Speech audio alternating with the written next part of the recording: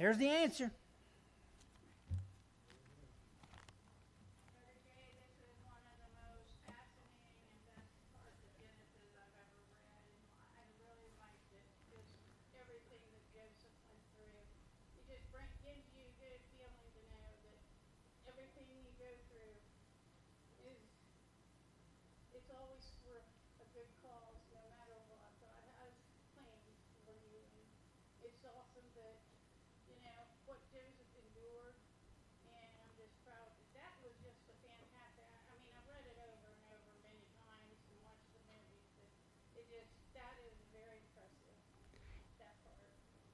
I have to agree. You know, if we had last week's lesson, we talked about, remember, we kind of went through the chapter, and it was all this detail, and it was all interesting. You know, but it could have been a fairy tale, right, to some people, because God's name wasn't mentioned, even though it's in the Word of God. Now, this week, things change, right?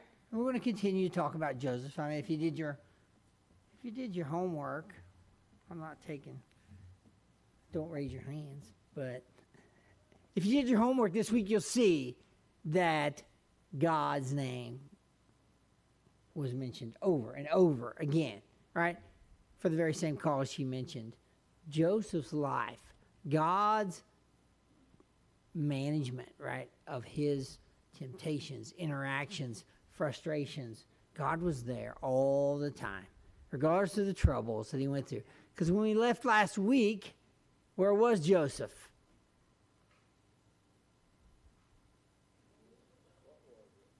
Well, let me catch you up, right? If you know where. Well, remember his brothers, 10 of them, threw him in a pit, right, with no water. Along came some Ishmaelites, Midianites. They sold him. Remember? Sold him as a slave. Took his multicolored coat of many colors, right? Dipped it in goat's blood, took it home to Dad, and said, could this be Joseph's coat? Jacob knew it was Joseph's coat, didn't he? Remember how heartbroken he was. And that's where we kind of left off last week. And this week, the momentum picks up. If you read your lesson this week, which was a lot, this week was 3 chapters. No way I'm going to read 3 chapters. You would fall asleep, right? Based on the way I read. But you know, at the time when Joseph was sold, right, as a slave, now, he was 17. By the time this week's lesson is done, Joseph is nearing the age of 44. So there's a lot of time covered in these three chapters, right? We're going to go through it. We're going to pick out. I'm not going to just pick out the highlights, but I'm going to pick out the things that I think you will like to know best, to demonstrate what a tool, what a man, what a promise God had for his people. And guess what? By the time we get through with today's lesson, we're still not to the climax, right? But you know, I look at my life. I don't know about yours. I'm kind of like, well, God, what's my purpose? You know, when's it going to happen? You know, when am I going to see lightning? When am I going to see, right? God is there all the time, right? When he comes into our heart, right? Your relationship with him is eternal, right? So don't expect anything but a wonderful journey, both here and when we leave this place. So let's begin. I'm going to read a few verses just from last week. So I'm going to jump back to 39. Genesis chapter 39. Wrap it up, okay? Last few verses we read, okay? Actually, I'm sorry. Let's see. 39 is where I'm going today. I want to go 37, chapter 37. Verse 33. This is kind of how he ended.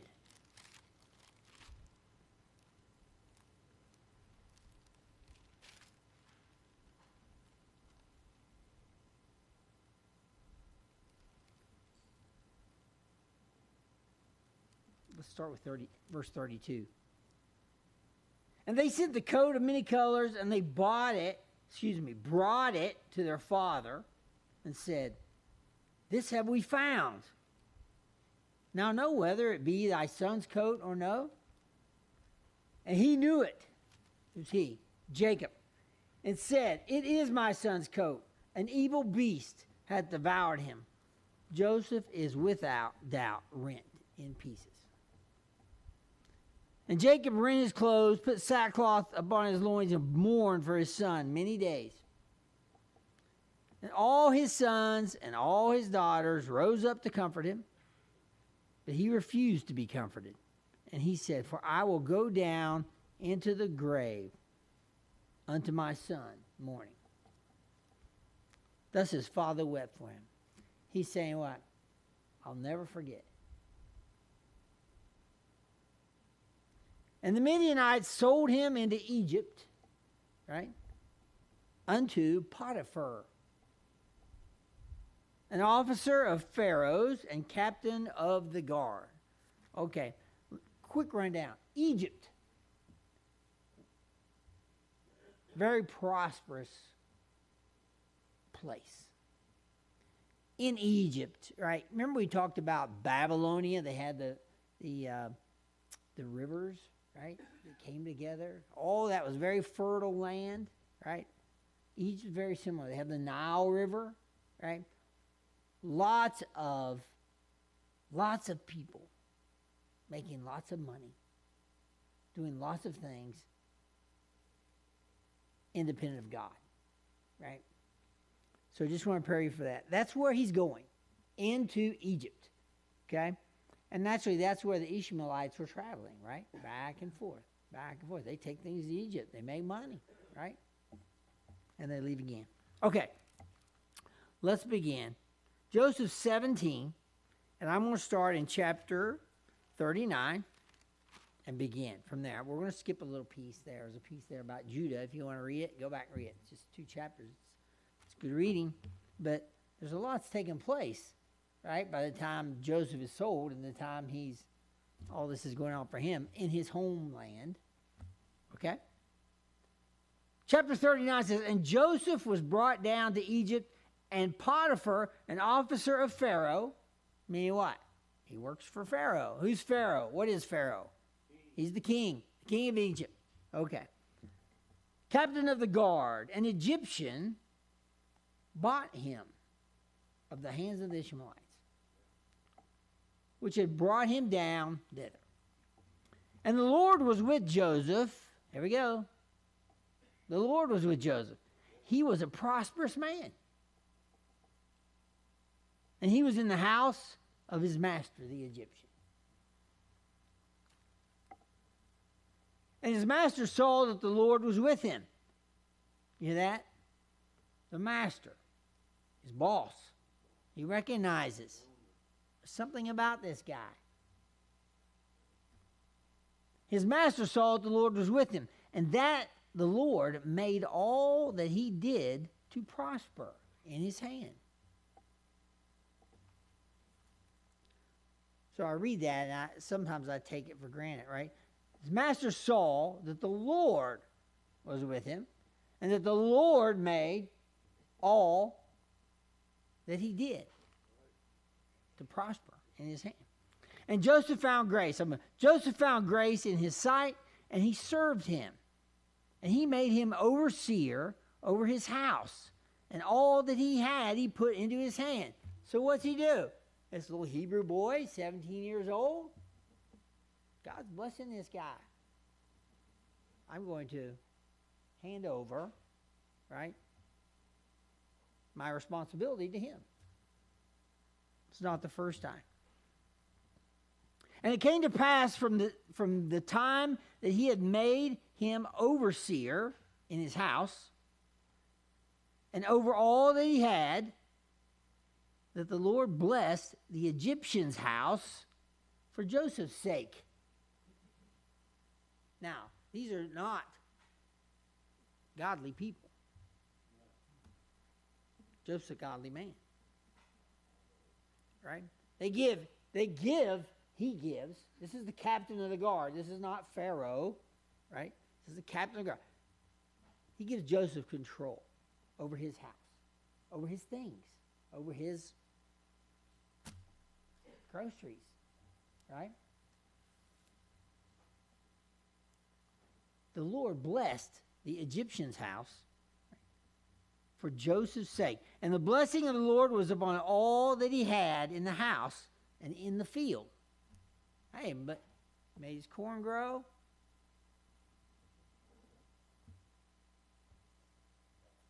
Got his hay in dry. And he left all that he had in Joseph's hand, and he knew not aught he had. What did he say? I don't even know what I got. That's Joseph. He's in control of those things. Save the bread which he ate, which he did eat. And Joseph was a goodly person and well favored. So it sounds like, through all that Joseph's been through, so by his own family, happy Mother's Day. Remember that today. Thrown in a pit, sold into slavery, sent to Egypt, 17 years old. God's blessing him wherever he goes, what he's doing, for his purpose, right? Now, things change quickly for Joseph. Potiphar has given everything, handed everything he had over to Joseph. Not ownership, but to manage, right? Potiphar's married. This is the part I won't read, but you should read, right? Because there's a lot of text here. Potiphar's married. Potiphar's wife thinks Joseph's cute, handsome. She begins to flirt with Joseph. Joseph's intimidated, right? Whoa, your husband gave me control over everything he has, but not you. You're his. What sin would I ever commit? Could I dare to commit? And that's the case. I think this went on for a while, and then one day, no one's around. And she corners Joseph and grabs his clothes, begins to... She was more than flirting. Joseph takes off. He's running. And guess what? She's left there with his clothes in his hand. Ran. She didn't like that, right? I'm going to quickly go with this. She didn't like that. She screamed. She hollered. I don't know what it was, why she would be so... What was that? Yeah? Well, she called everybody, told everybody. Then when Potiphar came home, guess what? She told him. Things quickly changed for Joseph again. Right? I'm going to begin reading a little bit here. Verse 20, and Joseph's master, this is Potiphar, took him and put him into the prison, a place where the king's prisoners were bound, and he was there in the prison.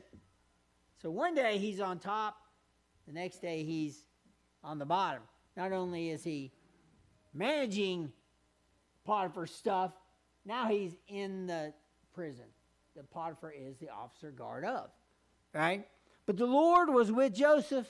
Again, he never left him, and showed him mercy, gave him favor in the sight of the keeper of the prison. Now that's a different guy. This is not Potiphar.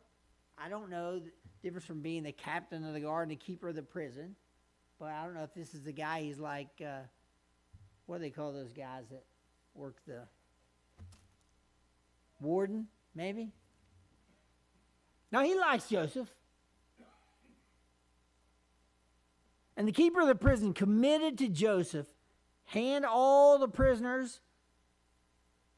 Let me reread that, verse 22. And the keeper of the prison committed to Joseph's hand all the prisoners that were in the prison. And whatsoever they did there, he was the doer of it. Now here's Joseph again, thrown out of the captain's of the guard's house into the jail. The guy in the jail said, look at this guy. I can get some work done with him, right? Puts now him in charge of the prisoners, right, in so many words. The keeper of the prison looked not to anything that was under his hand, because the Lord was with him, and that which he did, the Lord made it prosper. I don't know exactly how old he is, but he's somewhere a little older than 17, right? Well, while Joseph is taking care of these guys in prison, there's a couple interesting fellows that come along. One of them is the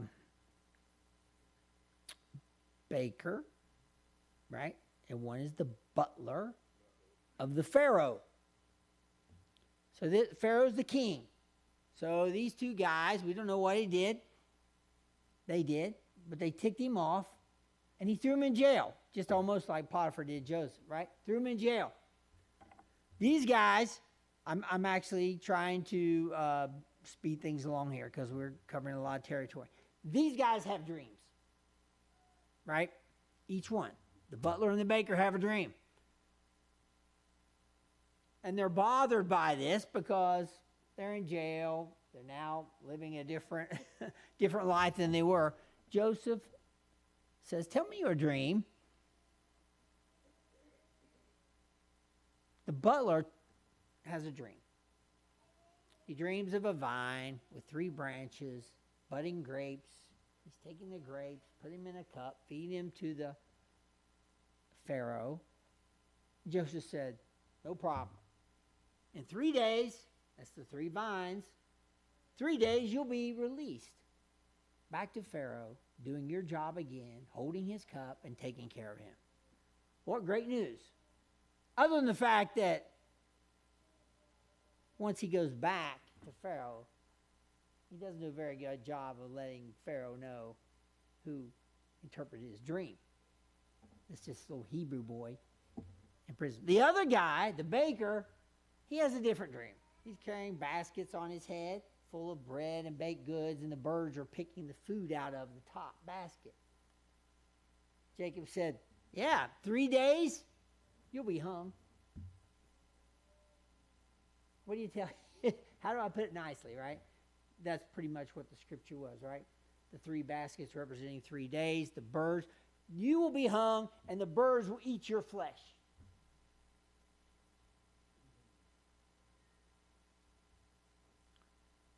Joseph was not only a dream interpreter, he was a prophet, right?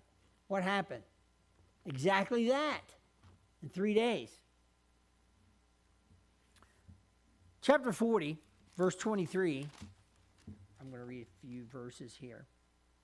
Actually, chapter 40, verse 20. And it came to pass the 3rd day, which was Pharaoh's birthday, he had made a feast. This is 3rd day after the interpretation of the dream. He made a feast for all his servants, and he lifted up the head of the chief butler and of the chief baker among his servants. So I don't know what that means, lifted up their head. I don't know if that just means releases them or acknowledges them. And he, the Pharaoh, restored the chief butler and unto his butlership again, and he gave the cup into Pharaoh's hand. Put him back in his previous role, right? Verse 22 says, but he hanged the chief baker as Joseph had interpreted him.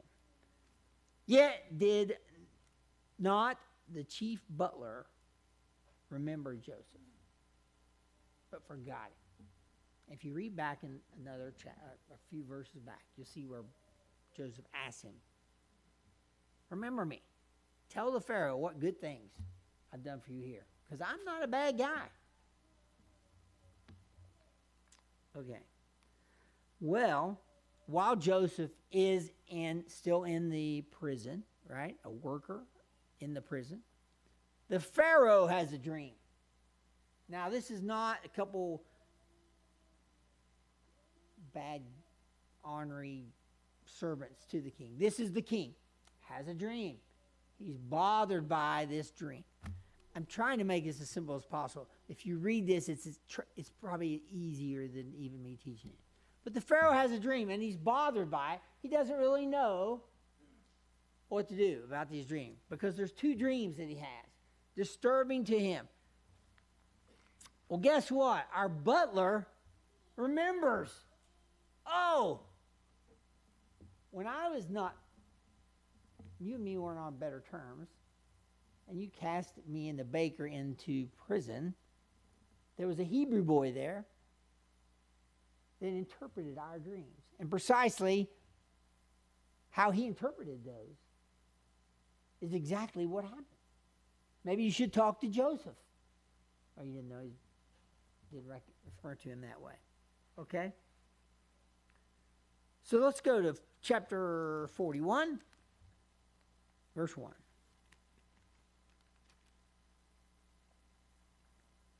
And it came to pass at the end of 2 full years that Pharaoh dreamed. And behold, he stood by the river. This is in his dream. And behold, there came up out of the river 7 well-favored kine and fat-fleshed, and they fed in a meadow. What's a kine? Cow, right?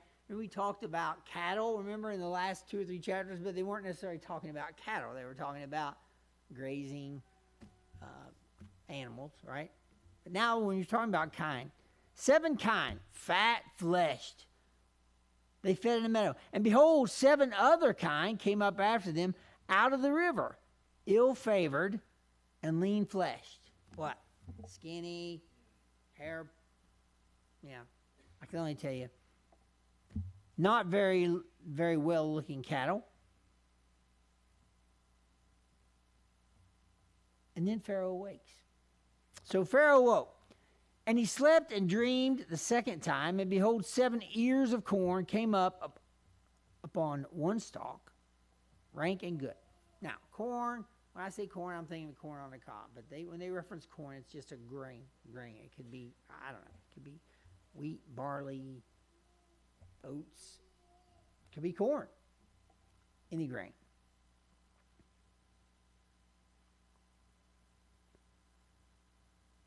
Seven ears of corn came up on one stalk, rank and good. And behold, 7 thin ears, and blasted with the east wind, sprung up after them. 7 not so good ears, or 7 not so good stalks, right? And the 7 thin ears devoured the 7 rank and full ears. And Pharaoh awoke, and behold, it was a dream. Okay? 2 separate dreams sort of sound like the same, right? Special number in there, 7. Okay? We'll find out more about that. And it came to pass in verse 8, it came to pass in the morning that his spirit was troubled, and he sent and called for all the magicians of Egypt. Do you remember when Moses went? Do you remember when Moses went? This is long, it's 400 years later, right? Went in to get his people out of Egypt. And the Pharaoh would bring out his magicians, his prophets, etc., and they would do things to sort of try to challenge the things that Joseph did, right? Very common.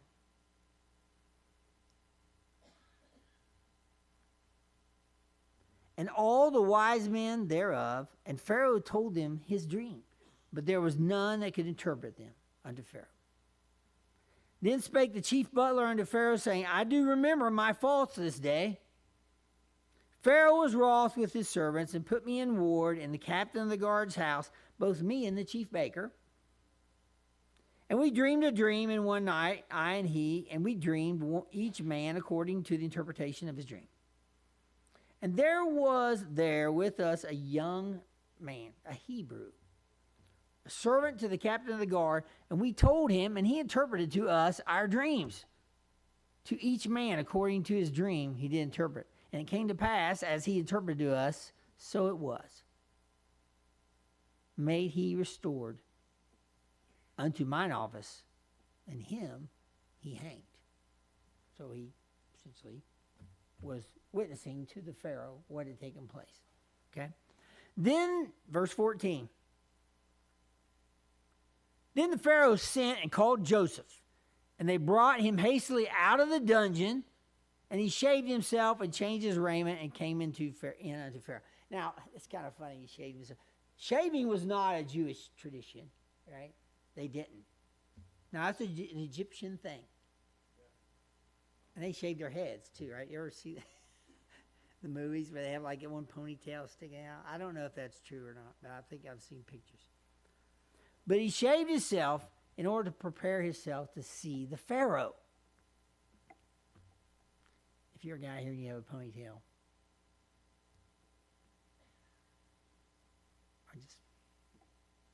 maybe you're Egyptian, right? And Pharaoh said unto Joseph, I have dreamed a dream. There is none that can interpret it. And I have heard say of thee that thou canst understand a dream to interpret it. Basically saying, you can interpret dreams? I've got one. And Joseph answered Pharaoh, saying, it is not me. What's it say, Butch? God shall give Pharaoh an answer of peace. And Pharaoh said unto Joseph, in my dream, behold, I stood upon the bank of a river. And he began to describe his dreams to Joseph. Right? A lot of text here that describes that. Okay? Now, I'm going to, not just for the sake of time, I'm going to jump down a few scriptures because there's a lot there that repeats the same scripture.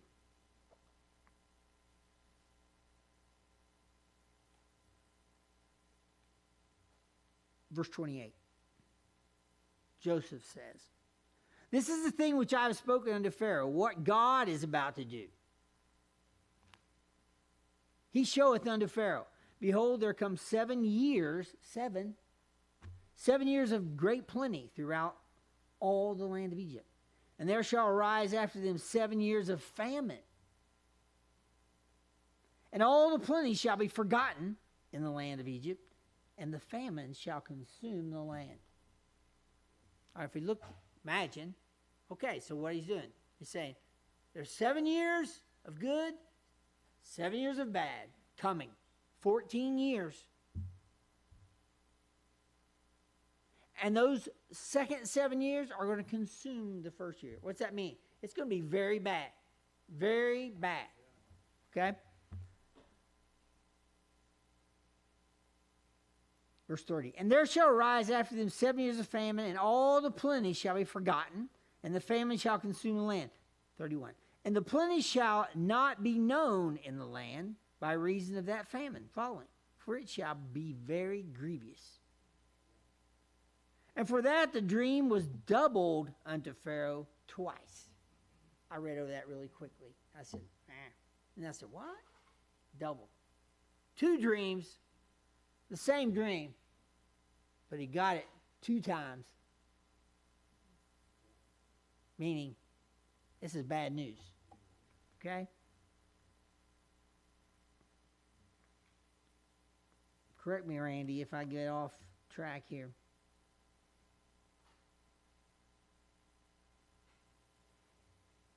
Verse 32. It is because the thing is established by God. God will shortly bring it to pass.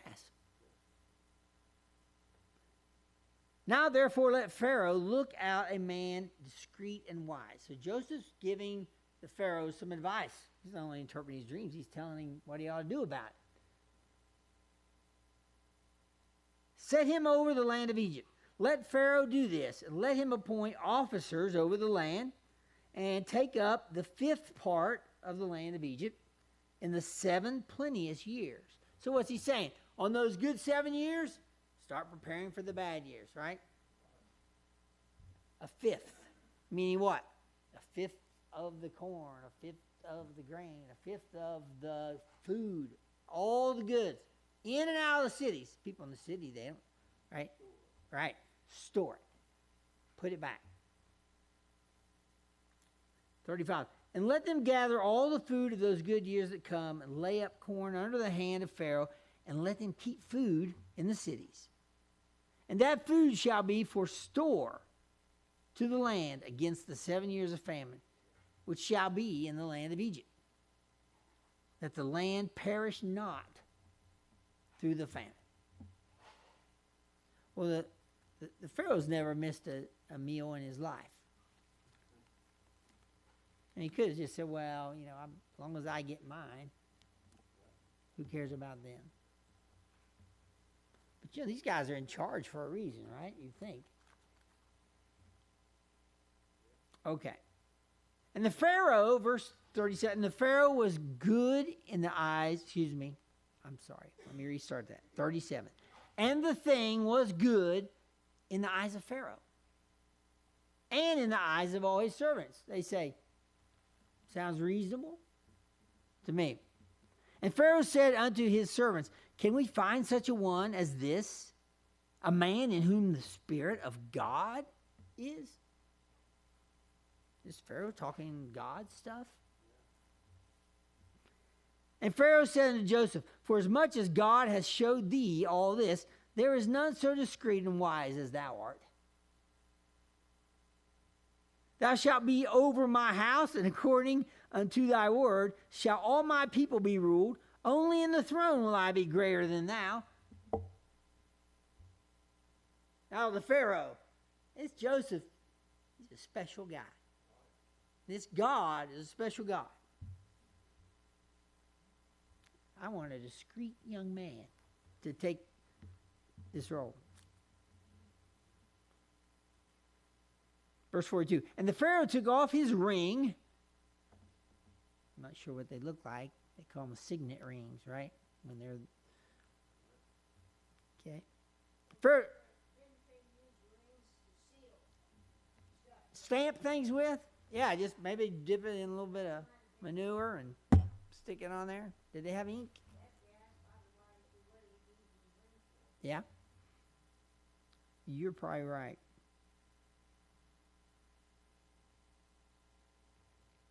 And Pharaoh took off his ring from his hand, put it upon Joseph's hand, and arrayed him with vestures of fine linen, clothing, right? And put a gold chain about his neck. That's a big step for a little Hebrew shepherd boy that they pulled out of a pit with no water. And he made him to ride in the second chariot which he had, and they cried before him, bow the knee. And he made him ruler over all the land of Egypt, other than in the throne. This is really important. Just that thought alone, right? Not in this week's lesson, but the coming week. Read ahead. And Pharaoh called Joseph's name Zaphnath Paneah. Now, How did you pronounce that? ask Evelyn. I only get one chance. I have a study text. I don't know anything about the language. It said, this is probably Egyptian for God speaks and he lives.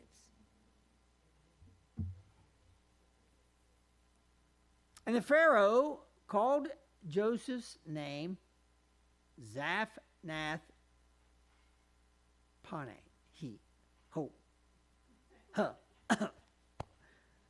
And he gave him to wife Asenath, the daughter of Potipharah, priest of On. Okay? And Joseph went out over all the land of Egypt. This happened very quickly. God said would, right? Joseph was 30 years old at this time. So at least 13 years after. He was thrown in the ditch. Joseph was 30 years old when he stood before Pharaoh, king of Egypt. And Joseph went out from the presence of Pharaoh and went throughout all the land of Egypt. And for verse 47, and in the 7 plenteous years, earth brought forth by handfuls. And he gathered up all the food of the 7 years, which were in the land of Egypt, and laid up the food in the cities, the food of the field, which was round about every city. And he laid he up in the same. Sam, did you get my picture?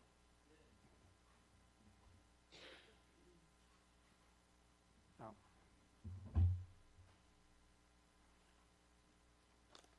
Okay. Now, this is just a quick idea. Here is the pit.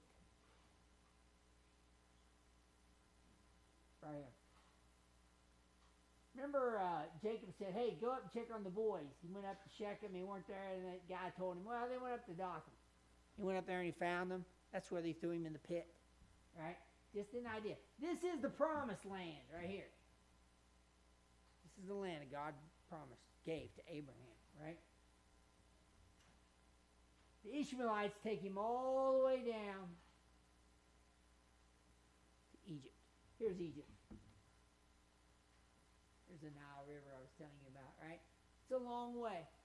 I don't know whether he walked, whether he rode a camel, what he did. But it's a long way. This, to jump ahead, see this area right here? That's the wilderness. Think about that. Future lessons. But this is the land of Goshen. Anybody's grandma used to say, land of Goshen. Huh? Did yours? Huh? Had they done their Sunday school lesson? Yeah. Well, that's the land of Goshen. Okay. Verse 49. There were a lot of cities there. A lot of little towns. I'd say he'd see little. Go ahead, Bob. Sorry to go off track here. No? In verse 45, do you think that Joseph was following God's will by marrying an Egyptian woman? I don't, you know what? I can say that, in my opinion, was not. You know, I can say this, and I'll try to make it quick. Remember when Jacob was sent north to not marry Canaanite women? And Abraham also went north to find Sarah, to not marry the Canaanite women. And the Canaanites would be along the left-hand side of that red line, right? Mostly in that area. Bobby, I don't know that answer. That's a good question. I think of the same thing when I think of Moses, you know, marrying an Egyptian woman. I don't know.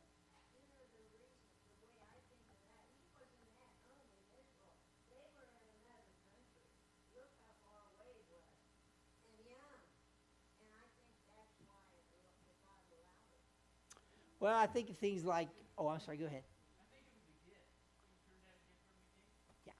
Kind of like, I'm not going to give him credit, Bobby, either.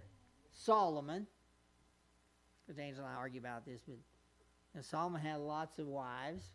A lot of them were probably gifts, right, of great things he had done. I mean, they just thought, this is a great, what else would you want other than my daughter, right? And make her your wife. It may not have been Yeah. a volunteer marriage, too. It could have been a forced marriage. The Pharaoh gave to him this woman. It could have been very good he did that because he made him take the high position over the land where he doesn't belong. That's a really good question, Bobby. I don't know the answer. Okay, but that's not a bad question. But there's a couple good things come out of this, right? Verse 45. He gave to wife Asenath, the daughter of Potiphar, priest of On, who probably, Bobby, is not. I don't get the impression that the priest of On was following the God of Abraham. Right?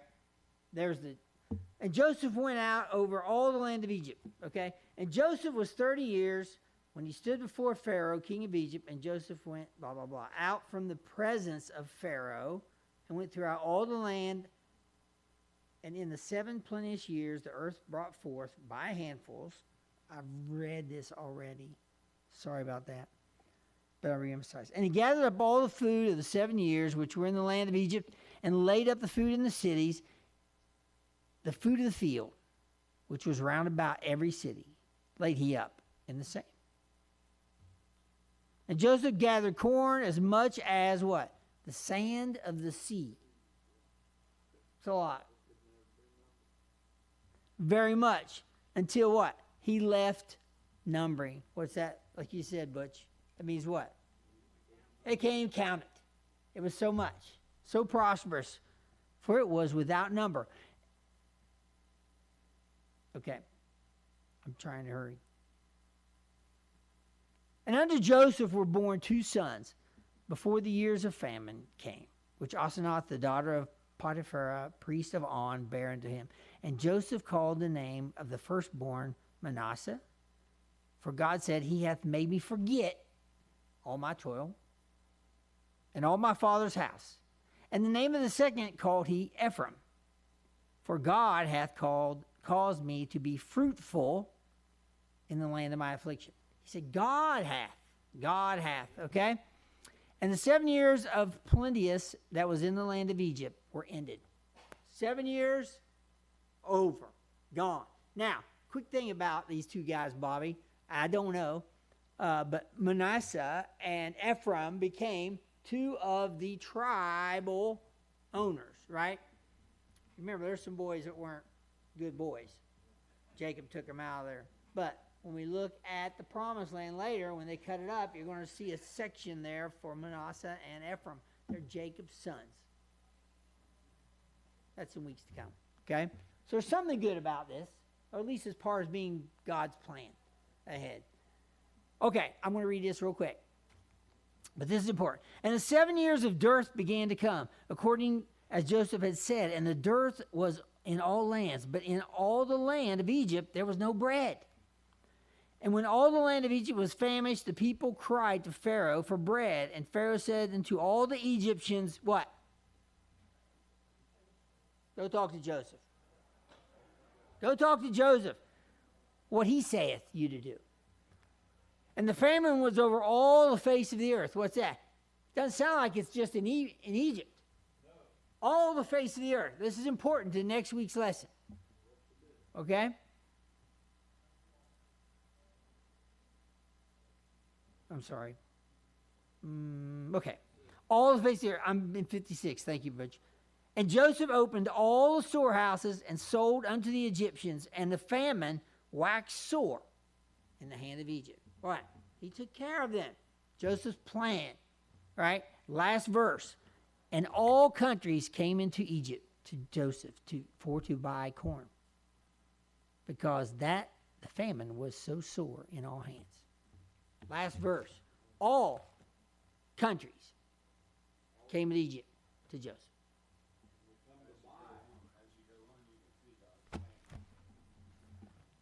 It's warming up, isn't it? All right. That's good. So the Pharaoh was continually prospering for what God had done. Yeah. It wasn't just given to them. They had to buy it. Right. Okay. Well, that's all. I'm going to cut